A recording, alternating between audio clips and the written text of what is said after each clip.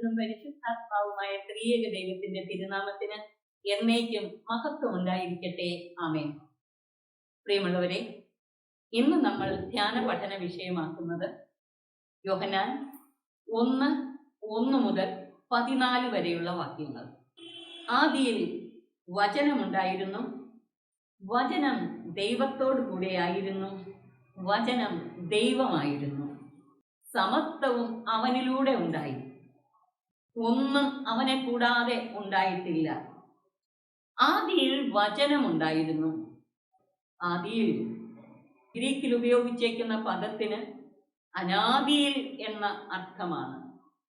പ്രപഞ്ച സൃഷ്ടിക്കെല്ലാം മുൻപ് അനാദിയിലെ ഈ വചനമുണ്ടായിരുന്നു. വചനം ദൈവത്തോടു കൂടെയായിരുന്നു, വചനം ദൈവമായിരുന്നു. പരമപിതാവിനോട് കൂടെയായിരുന്ന വചനമായ പുത്രൻ തമ്പുരാൻ, നിത്യവചനം. ആ നിത്യവചനമായ പരിശുദ്ധ ത്രിത്വത്തിലെ രണ്ടാമത്തെ ആള്. 3-ാം വാക്യം പറയുന്നു, സമസ്തവും അവനിലൂടെ ഉണ്ടായി, ഒന്നും അവനെ കൂടാതെ ഉണ്ടായില്ല.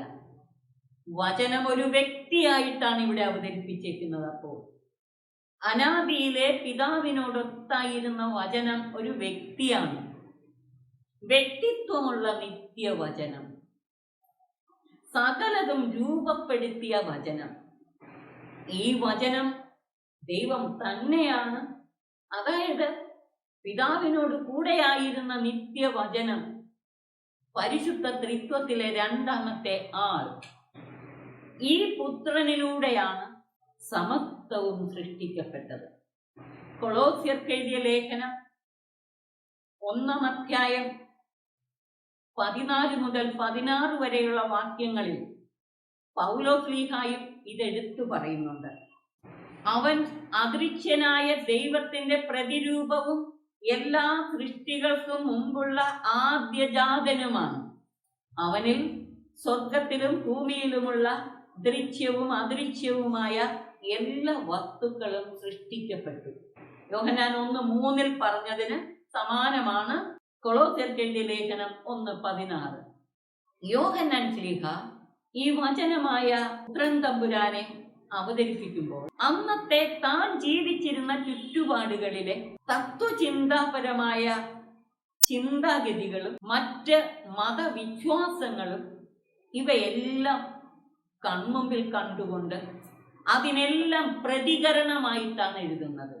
പ്ലേറ്റോയുടെ ചിന്താഗതി അനുസരിച്ച് ലോകം സൃഷ്ടിക്കപ്പെട്ടത് ദൈവത്താലല്ല, ദുഷ്ടദേവന്മാരെയും ദേവതകളെയും വിഭജിച്ച ബാബിലോൺകാരുടെ ചിന്താഗതി അനുസരിച്ച് പ്രധാന ദേവനായ മർദൂക്ക് ദുഷ്ടദേവന്മാരെയും ദേവതകളെയും വിഭജിച്ചാണ് പ്രപഞ്ചത്തിലെ എല്ലാം സൃഷ്ടിച്ചത്. മനുഷ്യനെ കിങ്കു എന്ന ഈവിൾ ഡൈറ്റിയിൽ നിന്ന് സൃഷ്ടിച്ചതാണ് എന്ന് പറയുമ്പോൾ ലോകം തിന്മയാണ്. പ്ലേറ്റോയുടെ ഫിലോസഫി പറയുമ്പോഴും പ്രപഞ്ചം തിന്മയാണ്, മർത്യ ശരീരം തിന്മയാണ്, ആത്മാവ് മാത്രമാണ് ദൈവികാംശമുള്ളത്. തിന്മകരമായ ഈ ശരീരത്തില് അടയ്ക്കപ്പെട്ടിരിക്കുകയാണ് നമ്മുടെ ആത്മാവെന്നാണ്. ഈ ആത്മാവിനെ മോചിപ്പിക്കുന്നതാണ് രക്ഷ. ലോകം തിന്മയാണ്, മർത്യ ശരീരം തിന്മയാണ്. അതുകൊണ്ട് ദൈവത്തിന് മർത്യ ശരീരം എടുക്കാൻ പറ്റില്ല.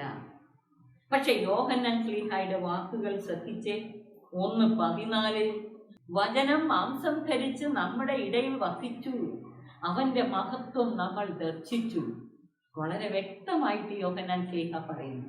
അപ്പോൾ 1:3 പറഞ്ഞത് ഈ പ്രപഞ്ചവും ഇതിലുള്ള സമസ്തവും അനാദിയിലെ പിതാവിനോടൊത്തായിരുന്ന നിത്യവചനമായ പുത്രൻ തമ്പുരാനിലൂടെയാണ് ഉണ്ടായത്. പൗലോസ്ലീഹായും അത് പറഞ്ഞു. താൻ അനുഭവിച്ചറിയുന്ന നാഥനെ, ദൈവപുത്രനായ യേശു ക്രിസ്തുവിനെ ലോകത്തിന് അവതരിപ്പിച്ചു കൊടുക്കാൻ അന്നത്തെ ചിന്താഗതികളുടെ പശ്ചാത്തലം ജോൺ എടുത്തുകൊണ്ട് അവരോട് പറയുകയാണ്, നിങ്ങൾ പറയുന്നത് പോലെ ഈ ലോകം തിന്മയിൽ നിന്നുണ്ടായതല്ല, പിന്നെയോ അനാദിയിലെ പിതാവിനോടൊത്തായിരുന്ന നിത്യവചനമായ പുത്രൻ തമ്പുരാനിലൂടെയാണ് ഉണ്ടായത്. പൗലോസ്ലീഹായും അത് പറഞ്ഞു. 1:4 പറയുന്നു, അവനിൽ ജീവൻ ഉണ്ടായിരുന്നു, ആ ജീവൻ മനുഷ്യരുടെ വെളിച്ചമായിരുന്നു. ആ വെളിച്ചം ഇരുളിൽ പ്രകാശിക്കുന്നു, അതിനെ കീഴടക്കാൻ ഇരുളിന് കഴിഞ്ഞില്ല. 4-5 വാക്യങ്ങൾ. അനാദിയിലെ പിതാവിൽ നിന്ന് ജനിച്ച വചനമാണ് യഥാർത്ഥ വെളിച്ചം. ദൈവം അരുളി ചെയ്തു, വെളിച്ചമുണ്ടാകട്ടെ, വെളിച്ചമുണ്ടായി എന്ന് ഉൽപ്പത്തി 1:3 പറഞ്ഞിട്ടുണ്ട്. അനാദിയിലെ പിതാവിനോടൊത്തായിരുന്ന വചനമായ പുത്രനിൽ ജീവനുണ്ടായിരുന്നു. ആ ജീവൻ മനുഷ്യരുടെ വെളിച്ചമായിരുന്നു. എന്താണ് ഈ വെളിച്ചം? ഇവിടെ വെളിച്ചം 2 അർത്ഥത്തിൽ മനസ്സിലാക്കണം. ഇവിടെ ഒന്ന് വെളിപാടിന്റെ വെളിച്ചം, 2 നന്മ. ദൈവമാണ് എല്ലാ നന്മയുടെയും ഉറവിടം. ദൈവമാണ് യഥാർത്ഥ വെളിച്ചം. അപ്പോൾ അവനിൽ ജീവനുണ്ടായിരുന്നു. ഒരേ സമയം യേശു ജീവനുമാണ്, വെളിച്ചവുമാണ്. ദൈവത്തിന്റെ ജീവനിൽ നമ്മെ പങ്കാളികളാക്കുന്നത് ഈ അനാദിയിലെ പിതാവിനോടൊത്തായിരുന്ന വചനമായ പുത്രൻ തമ്പുരാൻ, പരിശുദ്ധ ത്രിത്വത്തിലെ 2ാമത്തെ ആള്. അവനിലാണ് ജീവൻ ഉണ്ടായിരുന്നത്. ആ ജീവൻ നമുക്ക് വെളിച്ചമാണ്. ദൈവത്തിൽ നിന്ന് നേരിട്ട് വന്ന വചനമായ പുത്രൻ തമ്പുരാനാണ് ദൈവത്തെ നമുക്ക് വെളിപ്പെടുത്തി തന്നത്. യേശുവിലൂടെ ദൈവത്വത്തിന്റെ പൂർണ്ണതയാണ് വെളിപ്പെട്ടത്. ദൈവിക വെളിപാടിന്റെ വെളിച്ചം അല്ലെങ്കിൽ അറിവിന്റെ വെളിച്ചം, വെളിച്ചത്തെ നന്മയെന്നും പറയാം. ഇതിന്റെ ഓപ്പോസിറ്റാണ് അന്ധകാരം, തിന്മ, അജ്ഞത. ഒരേ സമയം ദൈവിക കൂട്ടായ്മയിൽ നമ്മളെ ആക്കുകയും ദൈവിക ജീവനിൽ പങ്കാളികളാക്കുകയും ദൈവിക വെളിച്ചം അഥവാ അറിവ് നമുക്ക് പകർന്നു നൽകുകയും ചെയ്യും. ഈ വെളിച്ചത്തെ കുറിച്ച് ഒരു വാചകം കൂടെ ഇവിടെ പറഞ്ഞിട്ടുണ്ട്. ഈ വെളിച്ചം ഇരുളിൽ പ്രകാശിക്കുന്നു. അതായത് തിന്മയുടെ മധ്യേ അജ്ഞതയുടെ അന്ധകാരത്തിൽ അറിവിന്റെ വെളിച്ചമായി ഈ വചനം പ്രകാശിക്കും. പ്രിയമുള്ളവരെ, ദൈവത്തെ പല മതങ്ങളിലൂടെ, പല തത്വചിന്തകരുടെ വാക്കുകളിലൂടെ ഒക്കെ വെളിപ്പെടുത്തപ്പെട്ടിട്ടുണ്ട്. അതുപോലൊരു വെളിപാടല്ല അനാദിയിലെ പിതാവിനോടൊത്തായിരുന്ന ദൈവം തന്നെയായ ദൈവത്തിൽ നിന്ന് നേരിട്ട് വന്ന പുത്രൻ തമ്പുരാൻ. അവനിലൂടെയാണ് നമുക്ക് ദൈവത്തെ നേരിട്ട് വെളിപ്പെടുത്തി കിട്ടിയത്. അതുകൊണ്ട് വെളിപാടിന്റെ പൂർണ്ണത വചനമായ പുത്രൻ തമ്പുരാനിലൂടെ. ദൈവത്തെ അറിയാൻ പല മാർഗങ്ങളുണ്ട് ഈ ലോകത്തിൽ. പക്ഷേ അതിന്റെ പൂർണ്ണതയിൽ ദൈവത്തെ വെളിപ്പെടുത്തി തന്നത് യേശുവാണ്. വചനമായ പുത്രൻ തമ്പുരാനിലൂടെ, നിത്യപ്രകാശമായ ക്രിസ്തുവിലൂടെ നമുക്ക് ദൈവത്വത്തിന്റെ സർവസമ്പൂർണതയിലേക്ക് വളരാമെന്ന്, എല്ലാ തിന്മയുടെ ബന്ധനങ്ങളിൽ നിന്ന് വിമോചിതരാകാൻ യേശുവിലൂടെയുള്ള ദൈവിക ജ്ഞാനം നമ്മളെ സഹായിക്കും. ജോൺ 1:6 മുതലുള്ള വാക്യങ്ങളിൽ ദൈവം അയച്ച ഒരു മനുഷ്യനുണ്ടായിരുന്നു. അവന്റെ പേര് യോഹന്നാൻ എന്നാണ്. അവൻ സാക്ഷ്യത്തിനായി വന്നു, വെളിച്ചത്തിന് സാക്ഷ്യം നൽകാൻ. പ്രിയമുള്ളവരെ, ജോണിന്റെ സുവിശേഷത്തില് ദൈവത്തിൽ നിന്ന് നേരിട്ട് വന്ന വചനമായ യേശുവിലൂടെയുള്ള വെളിപാടിന്റെ വെളിച്ചത്തെ കുറിച്ച് പറഞ്ഞിട്ട് ഉടനെ ദൈവം അയച്ച ഒരു മനുഷ്യനുണ്ടായിരുന്നെന്ന്. അവൻ ഈ വെളിച്ചത്തിന് സാക്ഷ്യം നൽകാൻ വന്നു. അതാരാണ്? സ്നാപക യോഹന്നാൻ. അപ്പൊ എന്തിനാണ് ഈ യോഹന്നാന്റെ സാക്ഷ്യത്തിന് ഇവിടെ തന്നെ എടുത്തു പറഞ്ഞേക്കുന്നത്? ഇതിന് പ്രധാന ഉദ്ദേശം വിശുദ്ധ യോഹന്നാൻ ശ്ലീഹായുടെ കാഴ്ചപ്പാടിൽ ദൈവത്തിൽ നിന്ന് നേരിട്ടുള്ള വെളിപാടുമായി വചനമായ പുത്രൻ തമ്പുരാൻ ഈ ലോകത്തിലേക്ക് വന്നെങ്കിലും അവനെ സ്വീകരിച്ച് അനുഭവിച്ച് സാക്ഷ്യപ്പെടുത്തുന്നവരിലൂടെ മാത്രമേ മറ്റുള്ളവർക്ക് യേശുവിനെ അനുഭവിക്കാൻ പറ്റൂ.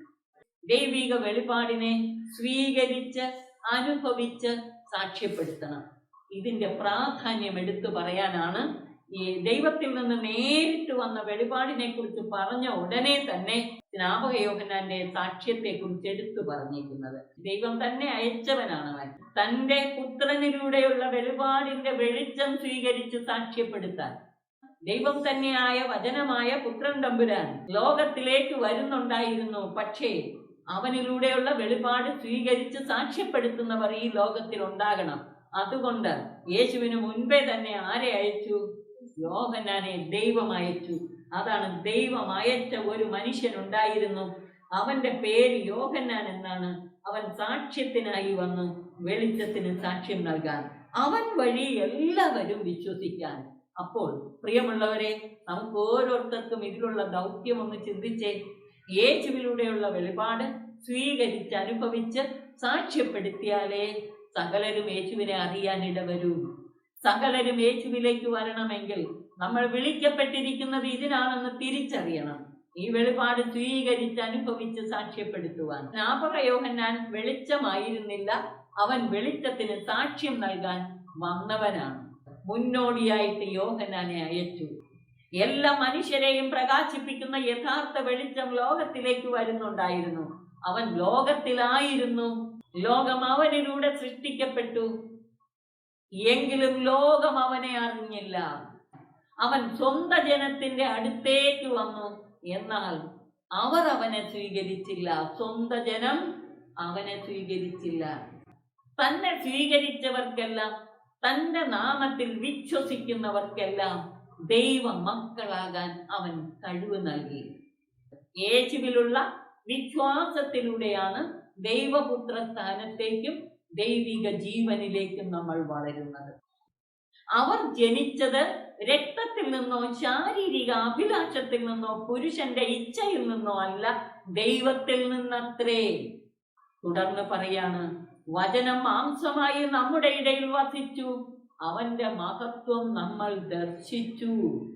14-ാം വാക്യം. അനാദിയിലെ പിതാവിനോടൊത്തായിരുന്ന വചനം മാംസം ധരിച്ച് മനുഷ്യരൂപമെടുത്ത് നമ്മുടെ ഇടയിൽ വസിച്ചു, അവന്റെ മഹത്വം നമ്മൾ ദർശിച്ചു. ജോണിന്റെ സുവിശേഷത്തിൽ ദർശിക്കുക എന്ന പദം, കാണുക എന്ന പദം 5 അർത്ഥത്തിൽ ഉപയോഗിച്ചിട്ടുണ്ട്. ഒന്ന്, ഈ കണ്ണുകൊണ്ട് ഫിസിക്കലി ശാരീരികമായ കണ്ണുകൾ കൊണ്ട് കാണുന്നത്. ഇവിടെ ശിഷ്യന്മാർ ശാരീരിക കണ്ണുകൊണ്ട് കണ്ടു, പക്ഷെ ഇവിടെ അവന്റെ മഹത്വം നമ്മൾ ദർശിച്ചു എന്നതിന് ഉപയോഗിച്ചേക്കുന്ന പദം ശാരീരിക കണ്ണുകൊണ്ട്, ഈ നയനങ്ങൾ കൊണ്ട് കാണുന്നതിന് ഉപയോഗിക്കുന്ന പദമല്ല. ശാരീരികമായി കാണുക എന്നതിന് ഉപയോഗിച്ചേക്കുന്ന പദം ബ്ലേപ്പോ. രണ്ടാമത്, ഈ കണ്ടതിനെ ഒന്നുകൂടെ ചിന്തിക്കുമ്പോൾ അല്ലെങ്കിൽ നോക്കുമ്പോൾ അതിനെക്കുറിച്ച് ഒരല്പം കൂടെ വെളിച്ചം കിട്ടും. അതിനെ നോക്കുന്നു, ടു ലുക്ക് അറ്റ്. അത് കഴിഞ്ഞുള്ളത് മൂന്നാമത്തെ അർത്ഥതലം കോൺസെൻട്രേറ്റഡ് ലുക്ക്, ശ്രദ്ധിച്ചു സൂക്ഷിച്ചു വീക്ഷിക്കുക. അതിനുപയോഗിച്ചേക്കുന്ന പദം തെയോറയോ, കോണ്ടംപ്ലേഷൻ ഉപയോഗിക്കുന്ന പദമാണ്. അപ്പോൾ നമുക്ക് കിട്ടുന്ന ഉൾക്കാഴ്ച, ആ ഉൾക്കാഴ്ചകൾക്ക് എയ്തേൻ എന്ന പദം ഉപയോഗിച്ചിട്ടുണ്ട്. ഇനി അത് 4-ാമത്തെ അർത്ഥം. ഇത് 4 അർത്ഥത്തിലും നമുക്ക് വരാം. എങ്ങനെ? ആദ്യം കണ്ടു, ചിന്തിച്ചു, അത് കഴിഞ്ഞിട്ട് അതിനെക്കുറിച്ച് നിരന്തരം ചിന്തിച്ച് ധ്യാനിച്ച് 4-ാമത്തെ അർത്ഥതലമായ ഉൾക്കാഴ്ചകളിലേക്ക് വരാം. ഇനി 5-ാമതൊരു മേഖലയുണ്ട്.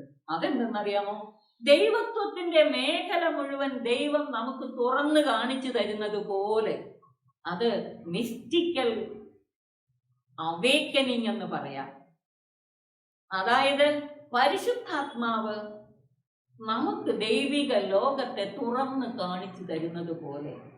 അതൊരു വലിയ സ്പിരിച്വൽ വിഷനാണ്. നിരന്തര ധ്യാനത്തിലൂടെ ഈ സ്പിരിച്വൽ വിഷനിലേക്ക് വളരാൻ സഹായിക്കും ദൈവം നമ്മെ. നമ്മൾ അതിന് പരിശ്രമിക്കണം. ഇതാണ് മിസ്റ്റിക്കൽ വിഷൻ എന്ന് പറയും. നിരന്തര ധ്യാനത്തിലൂടെ ഈ മിസ്റ്റിക്കൽ വിഷനിലേക്ക്, പ്രിയമുള്ളവരെ, നമുക്ക് വിശുദ്ധ യോഹന്നാൻ ശ്ലീഹായോടൊത്തു ധ്യാനിച്ച് ദൈവിക രഹസ്യങ്ങളുടെ ആഴങ്ങൾ ദർശിക്കാൻ ദൈവം തന്റെ മഹത്വം നമുക്ക് തുറന്ന് കാണിച്ചു തരട്ടെ. മറനീക്കി പ്രത്യക്ഷപ്പെട്ട ദൈവിക യാഥാർത്ഥ്യമായ യേശു സ്വർഗീയ രഹസ്യങ്ങളുടെ മേഖലകൾ നമുക്ക് തുറന്ന് കാണിച്ചു തരാൻ നമുക്ക് പ്രാർത്ഥിക്കാം. ദൈവം നമ്മെ അനുഗ്രഹിച്ച് ആശീർവദിക്കട്ടെ. ആമേൻ.